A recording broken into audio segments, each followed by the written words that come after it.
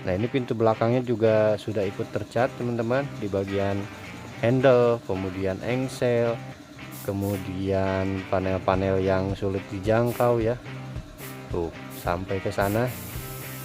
Nah, yang seperti ini biasanya jarang ikut tercat kalau di mobil-mobil yang lain, tapi kita totalitasnya sangat diperhatikan ya untuk detailingnya, termasuk bumper bawah juga nanti dicat.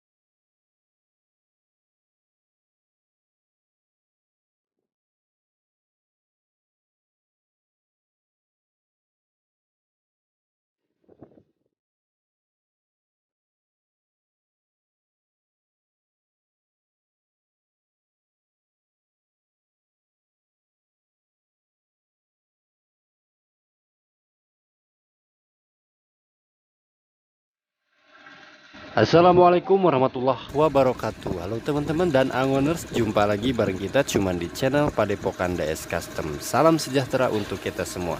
Nah teman-teman, di video kali ini kita bakal coba ngebahas ya proses restorasi dari mobil Opel DOHC Blazer ini ya, yang kemarin sempat tayang juga di YouTube kita, dan sekarang restorasinya sudah masuk ke tahap repaint ya, atau pengecatan ulang.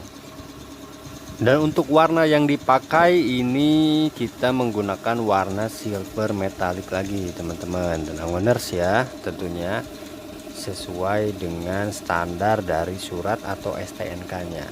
Untuk bagian depan kita review langsung ya teman-teman.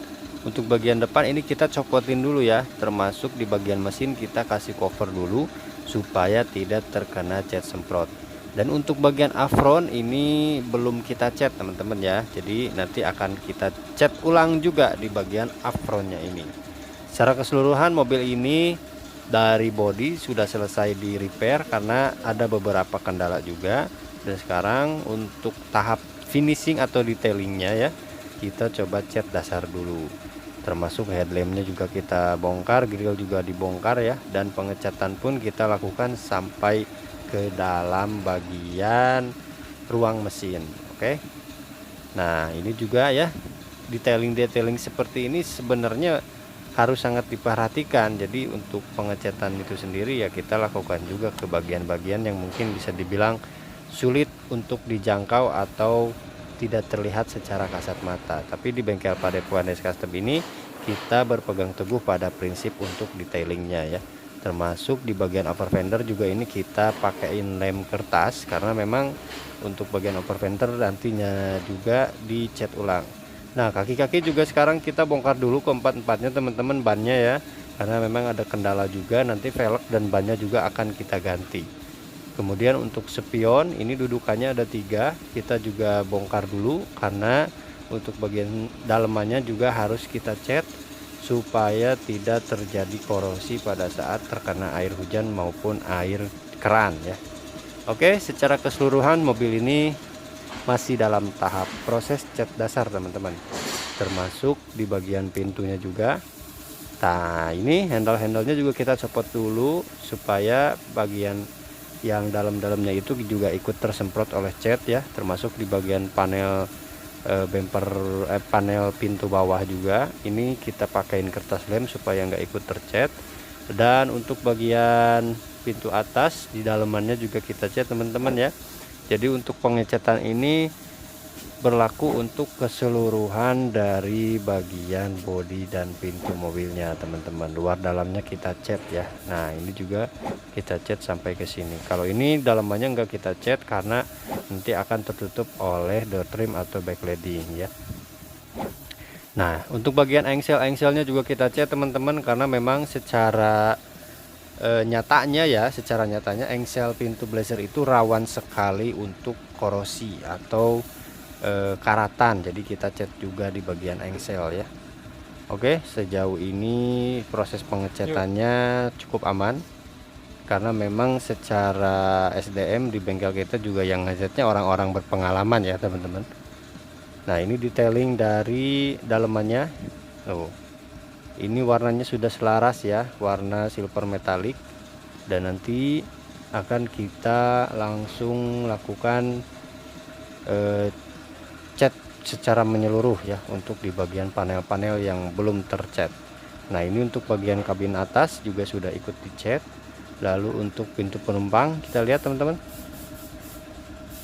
Nah pintu penumpang juga termasuk dicat di bagian dalamnya ya, karena untuk detailingnya ini harus sangat diperhatikan. Dan ini juga di bagian sini tidak dicat ya teman-teman, karena nanti juga tertutup oleh door trim atau backlighting. Nah penting ya untuk diperhatikan detailing seperti ini, karena untuk cat itu nggak bisa sembarangan teman-teman ya. Tuh termasuk bagian dalamnya juga, termasuk dari dudukan karet bodi ya, karetnya kita lepas, dan untuk bodi penyangganya kita cat juga teman-teman ya, supaya tidak terjadi korosi. Untuk bagian dalam kita coba kasih cover dari kertas, dari koran bekas juga.